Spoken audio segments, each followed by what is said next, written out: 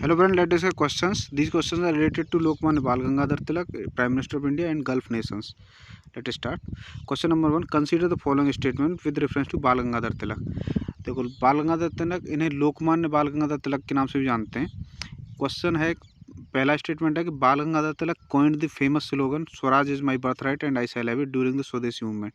जो स्वदेशी मूवमेंट है वो 1905 ईस्वी में हुआ था और बाल गंगाधर तिलक ने ये नारा कि स्वराज मेरा जन्मसिद्ध अधिकार है और मैं इसे लेकर रहूँगा, ये 1916 ईस्वी में होम रूल लीग के मूवमेंट के दौरान दिया था।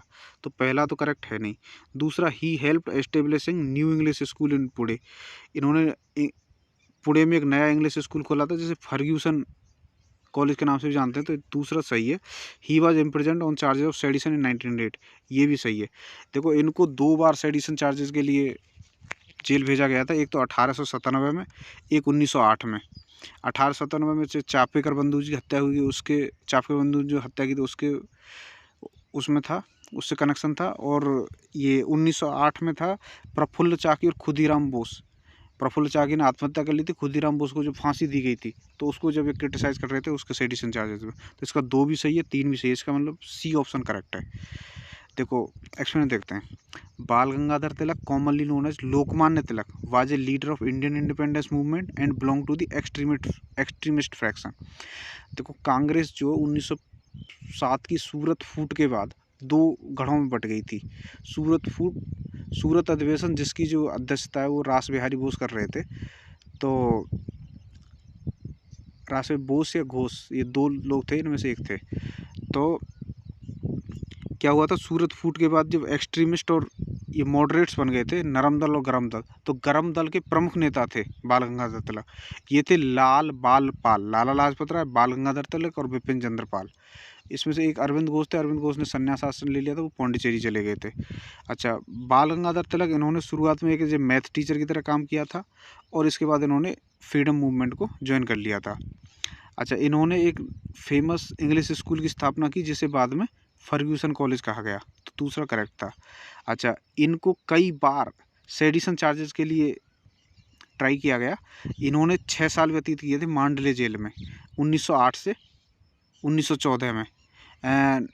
क्यों किए थे? क्योंकि ये इन्होंने आर्टिकल्स लिखे थे जो प्रफुल्ल चाकी और खुदीराम बोस को डिफेंड करते थे। देखो प्रफुल्ल चाकी ने आत्महत्या की थी, खुदीराम बोस को फांसी पर लटकाया गया था, क्योंकि जब ये एक गाड़ी पे बम फेंके थे, जिसमें एक जज की गाड़ी पे, किंग्सफोर्ड गाड़ी, जज की गाड़ी पे बम फेंके थे जिसमें एक महिला की हत्या हो गई थी, तब खुदीराम बोस को फांसी हुई थी।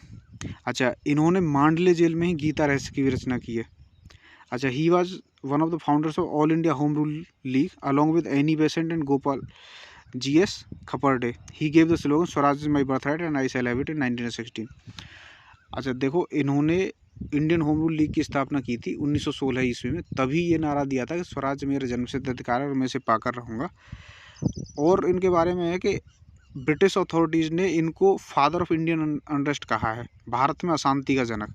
और ये इनको मेनली कहा था ब्रिटिश ऑथर वैलेंटाइन चिरोल ने। वैलेंटाइन चिरोल ने एक बुक लिखी है अनरेस्ट इंडिया, उसमें इन्होंने बोला है।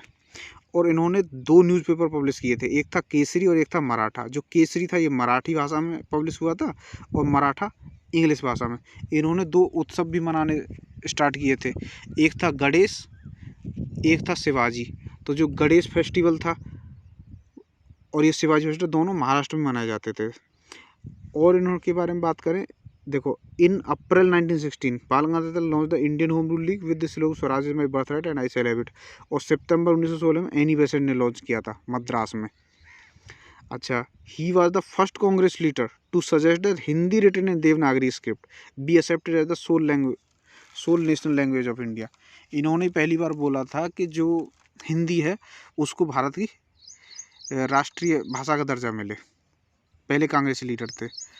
अच्छा, जब ये जेल में थे 1908 से, जो मांडले जेल में थे 1908 से 1914, तब इन्होंने ये पुस्तक लिखी थी गीता रहस्य। इन्होंने 1903 में एक और बुक लिखी थी, Tilak wrote the book the Arctic home in Vedas.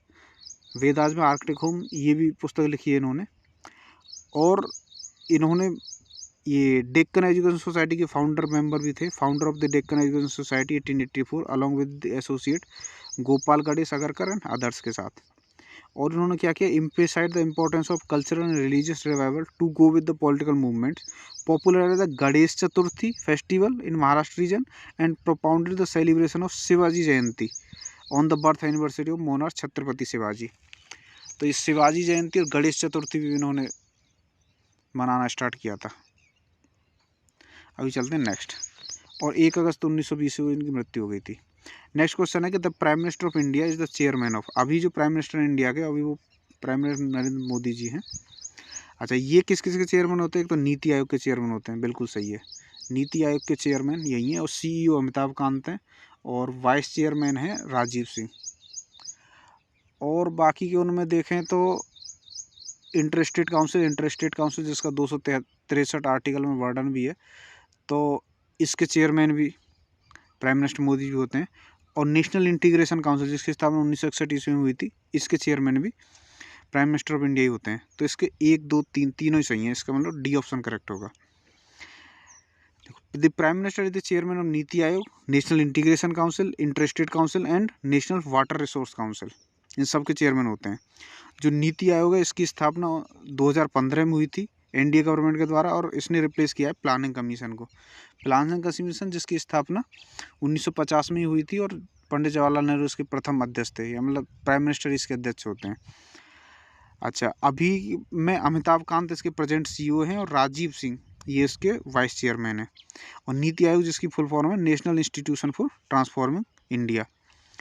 अच्छा, जो इंटरस्टेट काउंसिल है ये constitution of India in article 263 provided that an interstate council may be established if at any time it appears to the president that the public interest would be served by establishing of a council। और जो interested council है it was establish on 28 May 1990 by president order on the recommendation of Sarkaria commission. तो Sarkaria commission की recommendation पर interested council की स्थापना 28 May 1990 में की गई थी, और इसकी नेशनल इंटीग्रेशन काउंसिल की स्थापना 1961 में। अभी चलते हैं नेक्स्ट क्वेश्चन है कि arrange the following gulf countries from south to north, south से नॉर्थ करना है, मतलब नीचे से ऊपर करना है।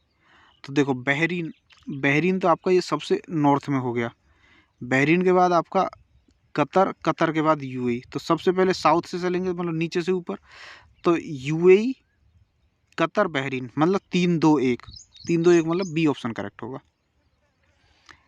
यहाँ देखो आपका ये गल्फ ऑफ पर्सिया है, ये आपका रेड सी है, और ये आपका इंडियन ओशन है। तो ये ओमान, ये यमन, तो यह यहाँ तो है स्ट्रेट ऑफ बलमंदेव, यहाँ है स्ट्रेट ऑफ हॉर्मुज, जो गल्फ ये फारस की खाड़ी और अरब सागर को जोड़ती है। अभी चलते हैं नेक्स्ट। देखो अब इसकी एक्सपीरियंस देखते हैं। देखो बहरीन की जो कैपिटल है वो है Manama. Bahrain is the northern most of the 3 countries and is landed in Persian Gulf. Qatar की राजधानी Doha. Qatar is a peninsular region in the Persian Gulf region. अच्छा, और यूनाइटेड अरब अमीरात है, ये south east end of Arabian peninsula and shares maritime border with Qatar. It is the southern most of the 3 countries. तो ये आपका यहाँ Iraq, Saudi Arabia, Kuwait, Bahrain, Qatar, UAE, Oman और ये यमन। अभी चलते हैं नेक्स्ट।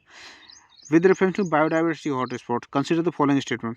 बायोडाइवर्सिटी हॉटस्पॉट के बारे में बात करें, देखो these are the areas with very high levels of species richness and high degree of endemism. ये बिल्कुल करेक्ट है। इसमें मतलब बहुत ही हाई डिग्री ऑफ एंडेमिज में होता है और स्पीसीज रिचनेस होती है, उसी को बायोडाइवर्सिटी हॉटस्पॉट बोलते हैं। और दूसरा, Western Ghats are the only biodiversity hotspot in India. India में 4 बायोडाइवर्सिटी हॉटस्पॉट हैं। एक तो वेस्टर्न घाट हैं, ईस्टर्न हिमालयाज भी हैं, अंडमान निकोबार साइड में ये सुंडा और ये सब हैं। तो दूसरा तो करेक्ट नहीं है, 4 बायोडाइवर्सिटी हॉटस्पॉट हैं, यानी कि इसका ए ऑप्शन होगा, पहला करेक्ट है। देखो biodiversity hotspots are region with very high level of species richness and high degree of endemism, that is species confined to that region are not found anywhere. Endemism का ये मतलब होता है। And these hotspot are also regions of accelerate habitat loss. इनमें बहुत ज़्यादा acid habitat loss भी हो रहा है। अच्छा, दूसरा करेक्ट नहीं है, क्योंकि देखो 3 तो इंडिया के अंदर ही हैं, जैसे वेस्टर्न घाट, फिर Sri Lanka, Indo Burma and Himalayas cover India's extremely high diversity hotspot region. Although all biodiversity hotspots put together cover less than 2% of the Earth's land area, the number of species they collectively harbor is extremely high, and strict protection of these hotspots could lead to ongoing mass expansion by 30%. Biodiversity hotspot एक तो आपका ये reason है, हिमालय वाला reason, ये western Ghats हैं, ये north eastern है, और ये अंडमान निकोबार साइड में है. So this is for the day. Thank you.